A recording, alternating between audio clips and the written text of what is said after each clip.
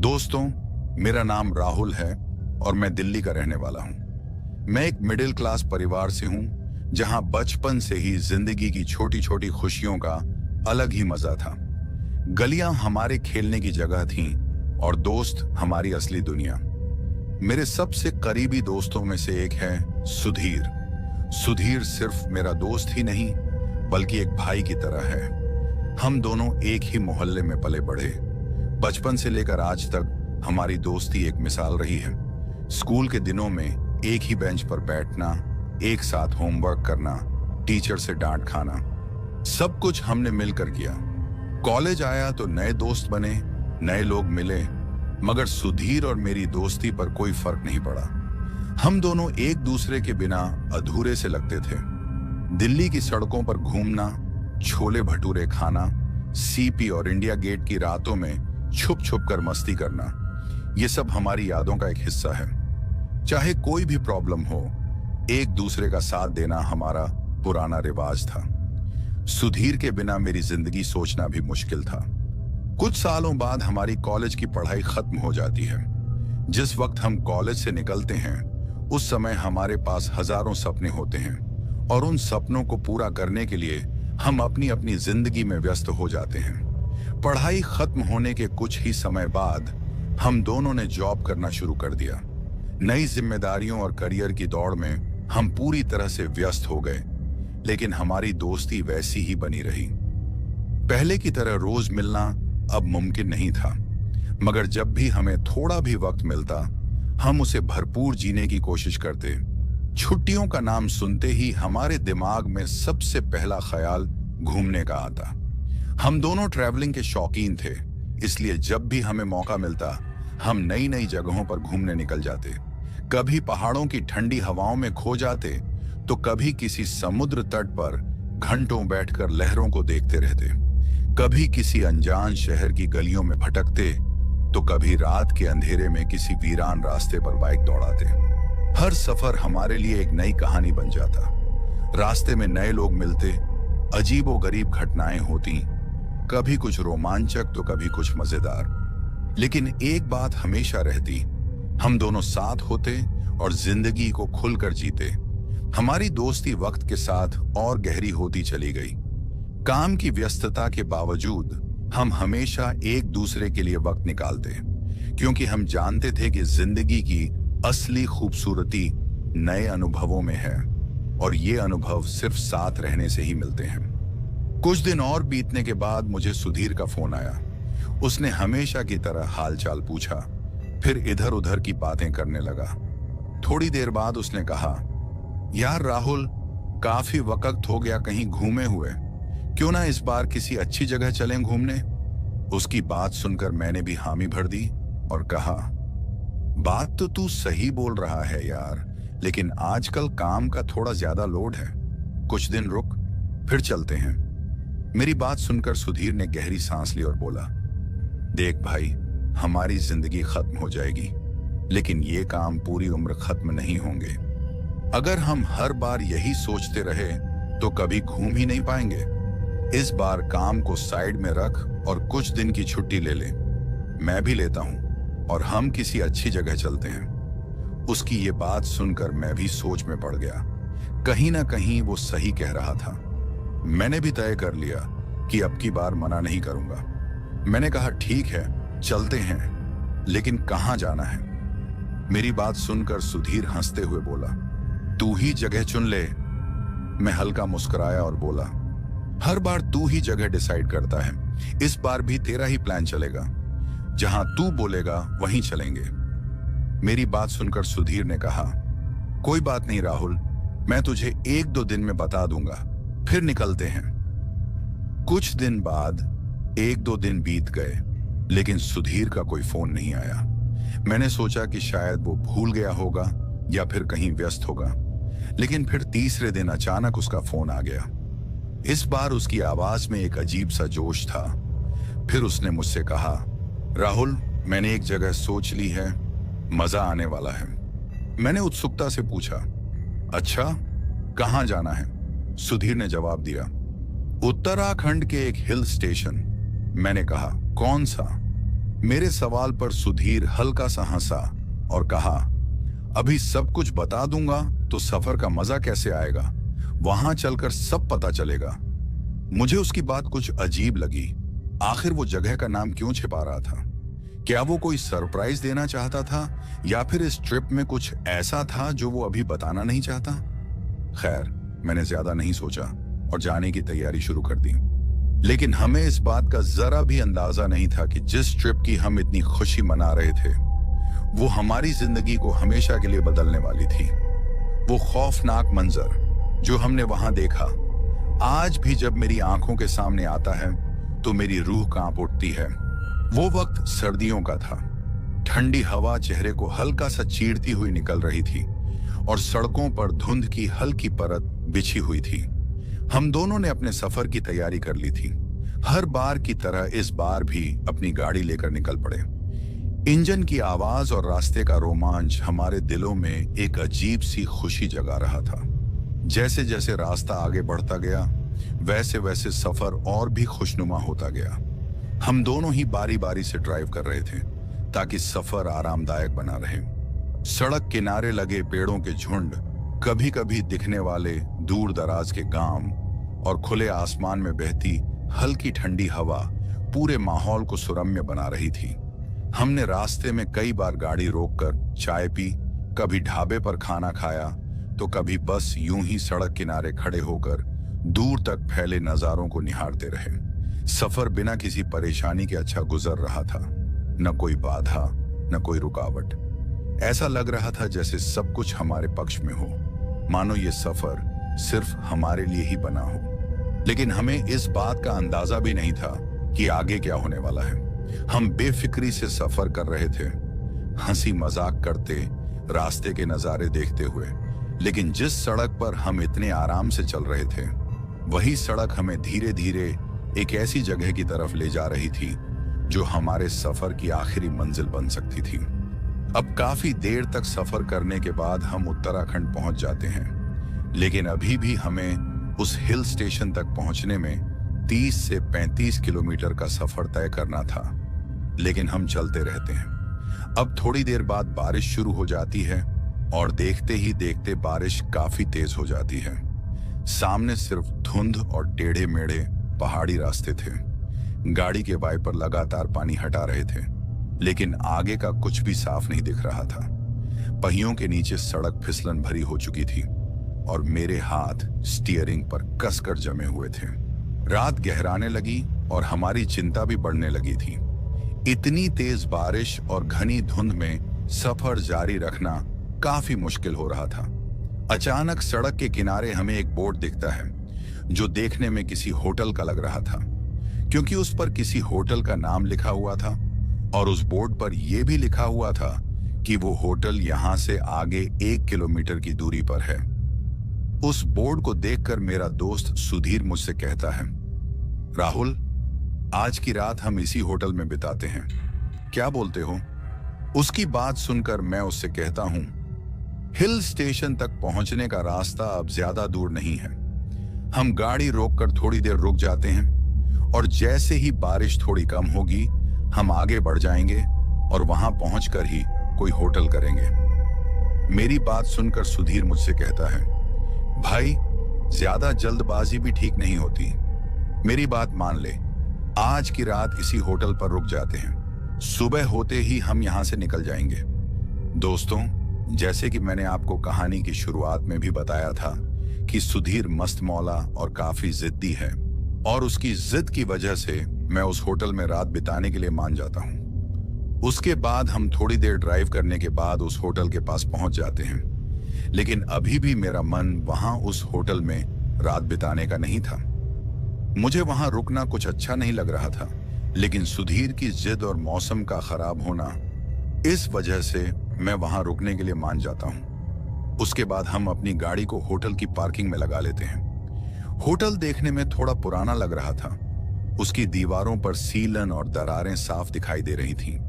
लेकिन जो चीज सबसे अजीब थी वो थी उस होटल की लोकेशन। चारों तरफ घना जंगल, दूर दूर तक सन्नाटा और आसपास न कोई दूसरा होटल, न कोई घर, न कोई दुकान। मानो ये होटल इस वीराने में अकेले खड़ा अपनी ही कोई रहस्यमयी कहानी समेटे हुए था। उसके बाद हम होटल के अंदर दाखिल होते हैं। अंदर घुसते ही हमें एक बड़ा सा हॉल नजर आता है जो सुनसान पड़ा था। हल्की मध्यम रोशनी जल रही थी और सामने की तरफ एक पुराना सा रिसेप्शन काउंटर था। वहां एक अधेड़ उम्र का आदमी बैठा हुआ था जो हमारी तरफ बड़े गौर से देख रहा था, मानो हमारा ही इंतजार कर रहा हो।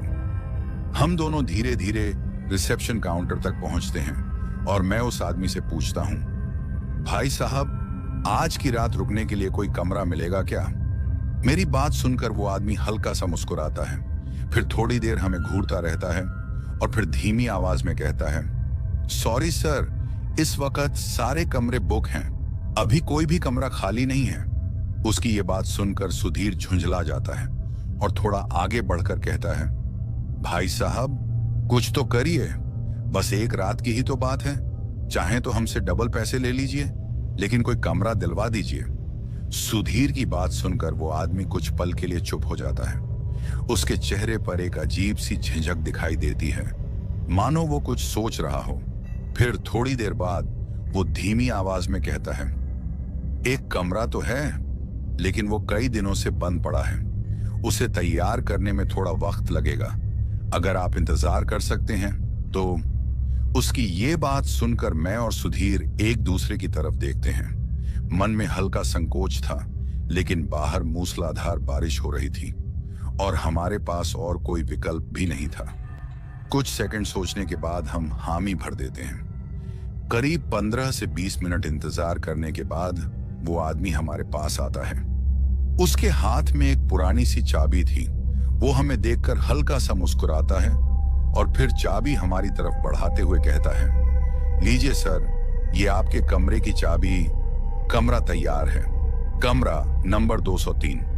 मैं चाबी पकड़ता हूं और धीरे से सिर हिलाता हूं। फिर हम पेमेंट कर देते हैं और धीरे धीरे कमरे की तरफ बढ़ने लगते हैं। कमरा दूसरी मंजिल पर था।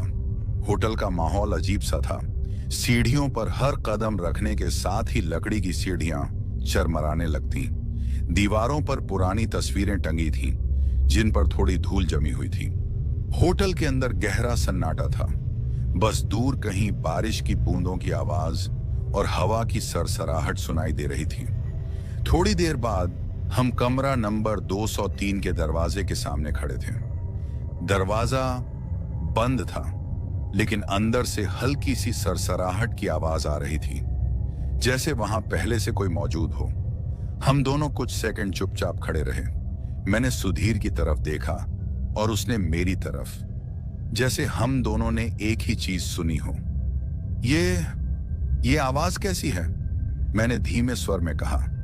सुधीर ने हल्का हंसते हुए कहा, अरे यार, बारिश हो रही है, पुराना होटल है, हवा खिड़कियों से टकरा रही होगी, तू भी ना बेवजह डरने लग जाता है। मैंने भी खुद को तसल्ली दी कि शायद बारिश और हवा की वजह से ही ये आवाज आ रही होगी। फिर मैंने आगे बढ़कर दरवाजे में चाबी डाली। चाबी डालते ही दरवाजा खुल गया और जैसे ही दरवाजा खुला, अंदर की ठंडी हवा हमारे चेहरे से टकराई। कमरे में अंधेरा था और हल्की हल्की नमी भरी गंध आ रही थी, जैसे ये कमरा वाकई कई दिनों से बंद पड़ा हो। उसके बाद मैंने लाइट ऑन की। लाइट जलते ही हमने कमरे को ध्यान से देखा। दीवारों पर पुरानी तस्वीरें टंगी थीं, जिनके रंग कुछ फीके पड़ चुके थे। कमरे की सजावट भले ही पुरानी थी, लेकिन देखने में ठीक लग रही थी। हल्की पीली रोशनी में हर चीज शांत और स्थिर दिख रही थी, मगर न जाने क्यों माहौल में एक अजीब सा सन्नाटा पसरा था, जैसे इस कमरे ने बरसों से किसी का इंतजार किया हो। उसके बाद हम दोनों ज्यादा ध्यान न देते हुए कमरे को देखते हैं। तभी मेरा दोस्त सुधीर मुझसे हंसते हुए कहता है, यार, ये होटल वाला कितना लालची निकला। पहले तो कह रहा था कि कमरा नहीं है, और जैसे ही हमने 2 गुने पैसे की बात की, फटाफट कमरा भी मिल गया। मैं मुस्कुराते हुए बोला, भाई, पैसे में बहुत ताकत होती है, अगर पैसा हो तो क्या नहीं मिल सकता, और फिर ये तो बस एक कमरा ही है। हम दोनों कुछ देर बातें करते रहे। सफर लंबा था, इसलिए हमने रास्ते से ही खाना पैक करवा लिया था। थकान महसूस हो रही थी तो हमने जल्दी जल्दी खाना खाया। खाने के बाद भी कुछ देर बातें होती रहीं। ज्यादा सफर करने के कारण हमें नींद आने लगी थी। उसके बाद मैंने लाइट ऑफ कर दी। कमरे में अंधेरा फैलते ही माहौल थोड़ा भारी लगने लगा, लेकिन सफर की थकान के कारण आंखें जल्दी बंद होने लगीं। हम दोनों अपने अपने बिस्तर पर लेट गए, मगर हमें नहीं पता था कि ये रात हमारे लिए सिर्फ एक आम रात नहीं होने वाली थी। उसके बाद हम दोनों सो जाते हैं। कुछ देर सोने के बाद रात के किसी पहर मुझे अपने सीने पर कुछ भारी चीज का एहसास होता है। ऐसा लग रहा था जैसे कोई इंसान मेरे सीने पर आकर बैठ गया हो। शरीर मानो सुन्न पड़ने लगा था। फिर अचानक मुझे महसूस हुआ कि उसने अपने ठंडे बेजान हाथों से मेरा गला जकड़ लिया है। मेरी सांसें रुकने लगी। घुटन इतनी बढ़ गई कि ऐसा लगा जैसे मौत मेरे बिल्कुल करीब आ गई हो। मैं हिलने की कोशिश कर रहा था, लेकिन शरीर जैसे जकड़ गया था। मैं पूरी कोशिश करके आंखें खोलता हूं, लेकिन सामने अंधेरा पसरा हुआ था। घबराकर मैं ऊपर की तरफ जोर से धक्का देता हूं। ऐसा लग रहा था जैसे अब भी कोई मेरे ऊपर बैठा हो, मगर जैसे ही मैंने पूरी ताकत से धक्का दिया, वो भार थोड़ा हल्का महसूस हुआ और मेरी सांसें लौटने लगी। मैं तेजी से लंबी लंबी सांसें लेने लगा, मगर दिल की धड़कनें बेतहाशा तेज हो चुकी थीं। मुझे कुछ समझ नहीं आ रहा था। उसके बाद मैं खुद को संभालता हूं और सुधीर को जगाने की सोचता हूं, लेकिन उसे गहरी नींद में देखकर मैं रुक जाता हूं। सोचता हूं कि इसकी नींद खराब करना ठीक नहीं रहेगा। हो सकता है कि ये मेरा वहम हो। उसके बाद मैं फिर से बिस्तर पर लेट जाता हूं। बिस्तर पर लेटने के थोड़े समय बाद मुझे फिर से नींद आ जाती है। मुझे नींद आए अभी कुछ ही मिनट हुए होंगे कि तभी मुझे अपने चेहरे पर हल्की हल्की सरसराहट महसूस होती है। ऐसा लग रहा था जैसे कोई अपनी ठंडी पतली उंगलियां मेरे चेहरे पर फिरा रहा हो। बार बार ये एहसास होने पर मेरे दिल की धड़कन तेज हो जाती है। डरते डरते मैंने अपनी आंखें हल्की सी खोलने की कोशिश की, और जैसे ही मैंने आंखें खोली, इस बार मैं बुरी तरह से डर जाता हूं। डर के कारण मैं अपना हाथ उठाकर सुधीर को जगाने की कोशिश करता हूं, लेकिन मेरे हाथ पैर जैसे काम ही नहीं कर रहे थे। दरअसल जैसे ही मैंने अपनी आंखें खोली, मैंने देखा कि हमारे बिस्तर के सामने जो कुर्सी रखी थी, उस पर एक औरत बैठी थी। उसने सफेद कपड़े पहने हुए थे। अंधेरे कमरे में भी वो मुझे साफ दिखाई दे रही थी। वो बेहद भयानक लग रही थी। उसकी आंखें असामान्य रूप से बड़ी बड़ी थीं। ऐसा लग रहा था मानो अभी फटकर बाहर गिर जाएंगी। उसका मुंह अजीब सा था, हर जगह से कटा फटा और बेजान। गहरे कटाव साफ दिख रहे थे। होंठ इतने सूखे और काले कि जैसे सदियों से उसने कुछ खाया ही ना हो। उसके हाथों के नाखून लंबे और नुकीले थे, जैसे किसी जानवर के पंजे। ये सब देखकर मेरी आंखें फटी की फटी रह जाती हैं। मैं बिस्तर पर एक जिंदा लाश की तरह लेटा बस उसे देख रहा था। थोड़ी हिम्मत करने के बाद मैं सुधीर की तरफ देखता हूं और उसे जगाने की कोशिश करता हूं। जैसे ही मैं उसे हिलाता हूं, वो अचानक उठ जाता है और कहता है, क्या हुआ राहुल? मुझे क्यों जगा रहा है? सोने देना। मैं कांपती आवाज में कहता हूं, भाई, हमारे कमरे में कोई औरत है। उसके बाद मैं उस औरत की तरफ फिर से देखता हूं, लेकिन इस बार वहां कोई नहीं था। मेरे मुंह से औरत शब्द सुनते ही सुधीर तुरंत खड़ा हो जाता है और अपने मोबाइल की फ्लैशलाइट जलाकर कमरे के चारों ओर घुमाने लगता है। फिर मुझसे कहता है, तू पागल हो गया है क्या? कहाँ है औरत? मुझे तो कुछ नहीं दिख रहा। तूने जरूर कोई डरावना सपना देखा होगा, तभी तुझे ऐसा लग रहा है। उसके बाद मैं भी पूरे कमरे को ध्यान से देखता हूं, लेकिन अब वहां कोई औरत नहीं थी। मैं थोड़ा घबरा गया था। सुधीर ने मुझे समझाने की कोशिश की, भाई, कुछ नहीं है, आराम से सो जा। तूने जरूर कोई बुरा सपना देखा होगा। उसके बाद मैं भी खुद को झूठा दिलासा देकर समझाने लगा कि शायद ये सिर्फ एक सपना था, लेकिन कहीं ना कहीं मेरा दिल ये बात मानने को तैयार नहीं था। उसके बाद मैं इस बात को नजरअंदाज करके दोबारा से सोने की कोशिश करने लगता हूं, लेकिन बार बार नींद टूटने और जो भी मेरे साथ हो रहा था, ये सब सोचकर मेरी नींद उड़ गई थी। मैं बस इसी उलझन में डूबा था कि यह सब आखिर क्या हो रहा है, क्यों हो रहा है। अभी मैं ये सोच ही रहा था कि तभी अचानक मुझे एक अजीब सी आवाज सुनाई देती है। यह आवाज बाथरूम की तरफ से आ रही थी। ऐसा लग रहा था जैसे किसी ने पानी का नल खोल दिया हो। रात के सन्नाटे में वो आवाज बहुत ही असामान्य लग रही थी। मेरा दिल तेजी से धड़क रहा था। मैंने घड़ी की तरफ देखा तो रात के 2 बज चुके थे। मैं थोड़ी देर तक बिस्तर पर बैठा सोचता रहा, क्या ये मेरा कोई वहम है? लेकिन नहीं, आवाज अब भी आ रही थी और अब तो ऐसा लगने लगा जैसे पानी की धार और भी तेज हो रही हो। हिम्मत जुटाकर मैं धीरे धीरे उठता हूं और कमरे की लाइट ऑन करता हूं। रोशनी फैलते ही कमरे का अंधेरा दूर हो जाता है, लेकिन मेरी बेचैनी अब भी बरकरार थी। मैं बाथरूम की तरफ बढ़ता हूं। हर कदम के साथ मेरा दिल जोर से धड़कता जा रहा था। बाथरूम का दरवाजा हल्की हल्की सरसराहट के साथ हिल रहा था, जैसे अंदर कोई मौजूद हो। मैंने गहरी सांस ली, हाथ आगे बढ़ाया और झटके से दरवाजा खोल दिया। अंदर का दृश्य देखकर मेरी सांसें कुछ पलों के लिए रुक गईं। नल से पानी बह रहा था, बिल्कुल वैसे ही जैसा मैंने सोचा था।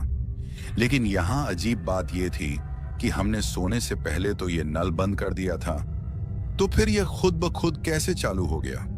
डरते डरते मैंने हाथ बढ़ाकर नल बंद किया और जल्दी से कमरे में लौट आया। कमरे में लौटने के बाद मैं अपने बिस्तर पर लेट जाता हूं, लेकिन दिमाग में वही सवाल घूम रहा था, आखिर ये सब हो क्या रहा है? अभी मैं ये सोच ही रहा था कि मुझे फिर से नल से पानी बहने की आवाज दोबारा सुनाई देती है, और उस आवाज को सुनकर इस बार मेरा पूरा शरीर सुन्न हो गया था। लेकिन इससे पहले कि मैं कुछ कर पाता, कमरे की लाइट अचानक से ऑफ हो जाती है। अब जैसे ही लाइट चली जाती है, कमरे में काफी ज्यादा अंधेरा हो जाता है। अब मेरे चारों तरफ गहरा सन्नाटा था, लेकिन बाथरूम से पानी गिरने की आवाज अब भी आ रही थी, बल्कि इस बार वो आवाज और भी तेज आ रही थी। मैंने कांपते हाथों से तकिए के नीचे रखा मोबाइल निकाला और जल्दी से फ्लैशलाइट ऑन की। हल्की रोशनी कमरे के अंधेरे को चीरती हुई आगे बढ़ी। हिम्मत करके मैं फिर से बाथरूम की तरफ बढ़ा और दरवाजे को धीरे से खोला। लेकिन जैसे ही मैंने मोबाइल की रोशनी बाथरूम के अंदर डाली, मेरी आंखें फटी की फटी रह गईं और मेरा पूरा शरीर डर के मारे कांपने लग जाता है।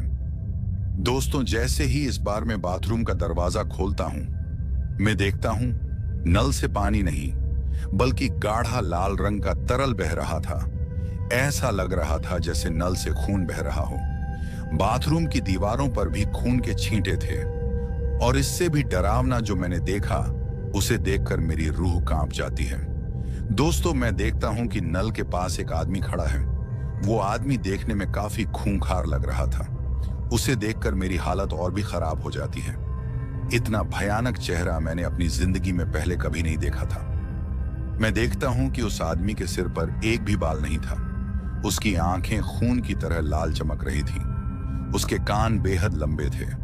उसके बड़े बड़े दांत और नुकीले नाखून देखकर ऐसा लग रहा था जैसे वह अभी अभी किसी का खून पीकर आया हो। उसके मुंह से गाढ़ी चिपचिपी खून की लार टपक रही थी। यह सब नजारा देखकर मेरे पूरे शरीर में पसीना आ जाता है और मेरे हाथ कांपने लगते हैं। मैं खड़ी लाश की तरह उसे देख रहा था। मेरे होश उड़ चुके थे।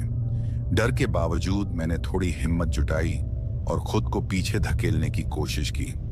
मैं सुधीर को आवाज देना चाहता था, लेकिन डर के मारे मेरे हलक से आवाज ही नहीं निकल रही थी। किसी तरह मैं दरवाजे से थोड़ा पीछे हटा और जितनी तेजी से हो सका सुधीर के पास पहुंचा। उसके बाद मैं उसे जोर से आवाज देकर जगाता हूं। मेरी आवाज सुनकर वो एकदम से खड़ा हो जाता है और मुझसे कहता है, क्या हुआ राहुल, तू इतना डरा हुआ क्यों है? तो मैं उससे कहता हूं, बाथरूम में मैंने किसी आदमी को देखा और वो आदमी नहीं, कोई शैतान की तरह लग रहा था। उसके बाद मैं उससे कहता हूं, सुधीर कुछ भी कर, हम यहां नहीं रुकेंगे, चल भाग चलते हैं। मेरी बात सुनकर सुधीर मुझसे कहता है, भाई तू सच में पागल हो गया है? तुझे कभी औरत नजर आती है, कभी आदमी? फिर वो कहता है, अगर तूने सच में कोई आदमी देखा है तो मुझे भी दिखा, जरा मैं भी देखूं। उसकी बात सुनकर मैं बाथरूम की तरफ इशारा करता हूं और उसे कहता हूं, भाई वो बाथरूम में है। मेरी बात सुनकर सुधीर बाथरूम की तरफ चला जाता है। उसे बाथरूम की तरफ जाता देख मैं उसे रोकने की कोशिश करता हूं, लेकिन वो मेरी बात ना मानकर बाथरूम की तरफ चला जाता है। अब जैसे ही वो बाथरूम की तरफ गया, एक जोरदार चीख मुझे सुनाई देती है, जो कि सुधीर की होती है। वो चीख सुनकर मैं घबरा जाता हूं और कोशिश करके बाथरूम की तरफ दोबारा बढ़ता हूं। अभी मैंने 1-2 कदम ही बढ़ाए होंगे कि तभी मेरे दोस्त सुधीर की चीख फिर से सुनाई देती है और वो मुझसे कहता है, मुझे बचा ले राहुल, ये मुझे मार डालेंगे। उसकी बात सुनकर मैं थोड़ा और आगे बढ़ता हूं। अब जैसे ही मैं आगे की ओर बढ़ता हूं, मैं देखता हूं कि सुधीर जमीन पर गिरा हुआ है। उसका आधा शरीर बाथरूम के बाहर नजर आ रहा था और वो मुझसे बचाने की गुहार लगा रहा था, लेकिन कोई उसे बाथरूम के अंदर की तरफ खींच रहा था। ये सब देखकर जैसे ही मैं अपने दोस्त को बचाने के लिए बाथरूम की तरफ बढ़ता हूं, तभी अचानक से मुझे किसी के हंसने की आवाज सुनाई देती है और वो आवाज किसी औरत की होती है और वो औरत बिल्कुल मेरे पीछे की तरफ होती है। उसकी आवाज सुनकर मैं एकदम से पीछे की ओर देखता हूं और जैसे ही मैं पीछे की तरफ देखता हूं, मेरी हालत फिर से खराब हो जाती है और मैं फर्श पर गिर जाता हूं। फर्श पर गिरने के बाद मैं काफी ज्यादा चिल्लाने लगता हूं। मैं खुद को बचाने के लिए कभी एक कोने में खुद को घसीटता तो कभी दूसरे कोने में। उसके बाद वो औरत उड़ती हुई मेरे सीने पर आ जाती है। दोस्तों, ये वही औरत होती है जिसको कुछ देर पहले मैंने उस कुर्सी पर बैठे देखा था। अब जैसे ही वो औरत मेरे सीने पर बैठती है, उसके बाद वो अपना मुंह मुझे खाने के लिए खोलती है और फिर जोर से घुर्राने लगती है। इतना भयानक चेहरा देखकर और उस औरत को अपने ऊपर उस तरीके से बैठा देख मैं बेहोश हो जाता हूं और जब मुझे होश आती है तब तक सुबह हो गई थी। होश में आने के बाद जब मैं खुद को देखता हूं तो मैं बिस्तर पर होता हूं। उसके बाद जब मैं अपनी नजर बिस्तर के किनारे की ओर करता हूं तो और भी हैरान रह जाता हूं। मुझे अपने साथ ही बिस्तर पर सुधीर दिखाई देता है, जो अभी भी सोया हुआ था। ये सब देखकर मुझे कुछ समझ नहीं आ रहा था कि जो भी मेरे साथ हुआ, क्या वो सिर्फ एक सपना था। अभी मैं यह सोच ही रहा था कि मेरा दोस्त सुधीर भी जाग जाता है। जागने के बाद वो अपना पूरा शरीर ध्यान से देखने लगता है। उसे ऐसा करते देख मैं उससे पूछता हूं, सुधीर क्या हुआ, तू क्या देख रहा है? मेरी बात सुनकर वो घबराए हुए लहजे में कहता है, भाई रात को शायद मैंने कोई बुरा सपना देखा। मैंने सपने में खुद को बाथरूम के अंदर घसीटते हुए देखा। उसके बाद किसी अजीब से दिखने वाले आदमी ने मुझे मारने की कोशिश की थी। उसकी बात सुनकर अब मुझे यकीन हो जाता है कि जो भी मैंने रात को देखा था वो कोई सपना नहीं था, बल्कि हकीकत थी। इसके बाद मैं अपने साथ जो कुछ भी हुआ सुधीर को बताता हूं। फिर सुधीर भी मुझे सब कुछ बताता है जो उसके साथ हुआ था। अब हमारे पास बस एक ही रास्ता था, जितनी जल्दी हो सके उस कमरे से निकल जाना। हम फौरन कमरे से बाहर आ जाते हैं और उस आदमी को ढूंढते हैं जो हमें रात को रिसेप्शन पर मिला था। लेकिन जैसे ही हम रिसेप्शन पर पहुंचते हैं, वहां हमें उस आदमी की जगह एक औरत दिखाई देती है। वो औरत यही कोई 25 से 30 साल की होगी। मैं उस औरत से पूछता हूं, यहां रात को जो आदमी था वो कहां है? मेरी बात सुनकर वो औरत शांत लहजे में कहती है, सर उनकी शिफ्ट तो रात की होती है और सुबह मेरी शिफ्ट होती है। अभी कुछ देर पहले वो जा चुके हैं। इसके बाद वो औरत मुझसे पूछती है, सर क्या बात है, आप उनके बारे में क्यों पूछ रहे हैं? उसकी बात सुनते ही सुधीर गुस्से में आ जाता है और बोल पड़ता है, कैसा कमरा दिया था तुम लोगों ने? पूरी रात हमें डर के साथ बितानी पड़ी। सुधीर की बात सुनकर वो औरत हैरानी से पूछती है, सर आप किस कमरे की बात कर रहे हैं? तो सुधीर गुस्से में जवाब देता है, कमरा नंबर 203। जैसे ही वो औरत इस कमरे का नाम सुनती है, उसके चेहरे का रंग उड़ जाता है। फिर वो हमसे कहती है, सर आपको जरूर कोई गलतफहमी हुई होगी। कमरा नंबर 203 नहीं 103 होगा। मैं तुरंत जेब से कमरे की चाबी निकालता हूं और उसे दिखाता हूं। जैसे ही वो औरत चाबी देखती है, उसका चेहरा बिल्कुल सफेद पड़ जाता है। अब मेरा दोस्त सुधीर गुस्से में बोलता है, पैसे डबल लेने के बाद भी उस आदमी ने हमें यही कमरा दिया। पूरी रात हमारे साथ जो हुआ वो सिर्फ हम ही जानते हैं। वो औरत गहरी सांस लेती है, फिर धीमे स्वर में कहती है, सर, मैं माफी चाहती हूं कि आपको यह कमरा मिला। यह कमरा तो हम किसी को नहीं देते। फिर उस आदमी ने आपको यह कैसे दे दिया? अब मुझसे रहा नहीं जाता और मैं उससे पूछ बैठता हूं, आखिर इस कमरे में ऐसा क्या है जो तुम कह रही हो कि इसे किसी को नहीं दिया जाता? अब वो औरत गहरी सांस लेकर डरते हुए बोलती है, सर, कुछ साल पहले एक कपल यहां ठहरा था। उन्होंने यही कमरा लिया था, लेकिन सुबह जब हमने दरवाजा खोला तो हमें उन दोनों की लाश मिली। उन्होंने सुसाइड कर लिया था। उस घटना के बाद कई महीनों तक यह कमरा बंद रखा गया। फिर जब इसे दोबारा खोला गया तो यहां ठहरने वाले लोगों के साथ अजीबोगरीब हादसे होने लगे। कई मेहमानों ने अजीब घटनाओं की शिकायत की। कुछ को रात भर डरावनी आवाजें सुनाई दी और कुछ को तो यहां भूत प्रेत दिखने लगे। इसके बाद हमने तय कर लिया कि इस कमरे को हमेशा के लिए बंद कर दिया जाएगा। लेकिन शायद पैसों के लालच में आकर उस आदमी ने आपको यह कमरा दे दिया और आपको यह सब झेलना पड़ा।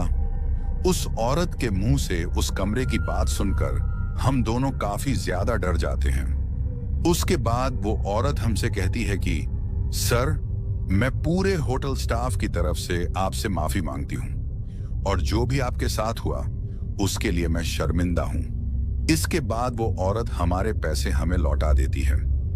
अब हम वहां से बाहर निकलने लगते हैं, लेकिन तभी वो औरत हमें फिर से बुलाती है और कहती है, सर, प्लीज आप ये बात किसी से शेयर मत करिएगा। अगर ऐसा हुआ तो हमारे होटल की बदनामी हो जाएगी। हम दोनों सिर हिलाकर हामी भरते हैं और वहां से निकल जाते हैं। लेकिन दोस्तों, जो भी हमारे साथ उस रात हुआ, उस रात को याद करके आज भी हमारी रूह कांप जाती है। तो दोस्तों, कैसी लगी हमारी ये कहानी? अगर आपको ऐसी और भी कहानियां सुननी हैं तो हमारे चैनल को सब्सक्राइब करना बिल्कुल मत भूलिएगा। अब चलते हैं